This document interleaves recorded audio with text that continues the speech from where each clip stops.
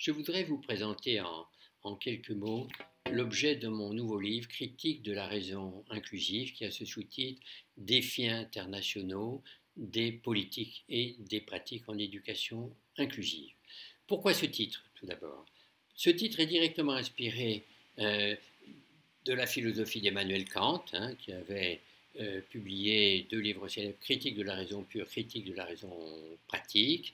Et je crois qu'il faut bien entendre ici la notion de critique, y compris dans le sens qu'utilisait Emmanuel Kant, l'analyse rigoureuse des orientations concernant la connaissance et concernant aussi les orientations qu'il appelait les orientations morales, on dirait plutôt aujourd'hui les orientations éthiques.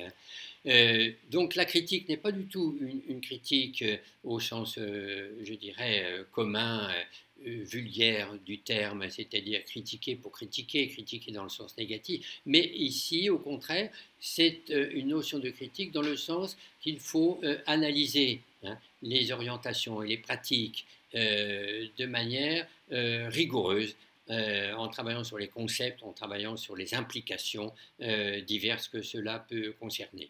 Voilà l'objet général. Bien entendu, j'insiste beaucoup sur l'engouement contemporain à l'égard de la notion d'inclusion, qui est devenue peut-être une notion un petit peu trop générale, un petit peu trop globale et qui perd de sa signification. Donc je préfère parler de politique inclusive et d'éducation inclusive, et ça me paraît un sens en tout cas beaucoup plus fort que la trop vague notion d'inclusion, ce qui est l'objet des premières parties du livre.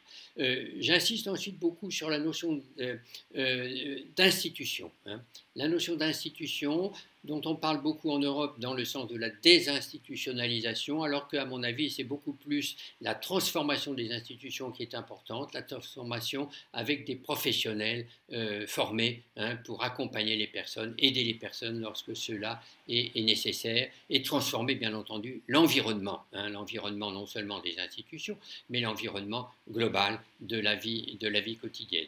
J'insiste aussi sur les orientations des professeurs qui disent souvent « nous ne sommes pas préparés pour ça ». Voulant dire par là, nous ne sommes pas préparés à accueillir des enfants trop différents. Cela implique donc des modifications des représentations, des modifications des pratiques, modifications des aides professionnelles, modifications des formations professionnelles.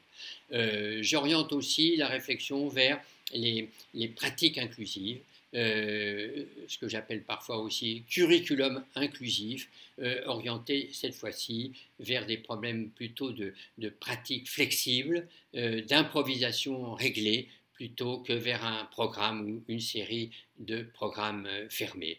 Finalement, raison inclusive. Quel sens donner à cette expression? Raison inclusive, à mon sens, c'est une raison inclusive d'orientation éthique et qui, à ce moment-là, oriente vers les questions d'une utopie réaliste, non pas une utopie abstraite, mais une utopie ancrée dans le réel, ancrée dans la nécessité de transformer les représentations, transformer les pratiques, transformer les aides, transformer les accompagnements et transformer les formations des professionnels.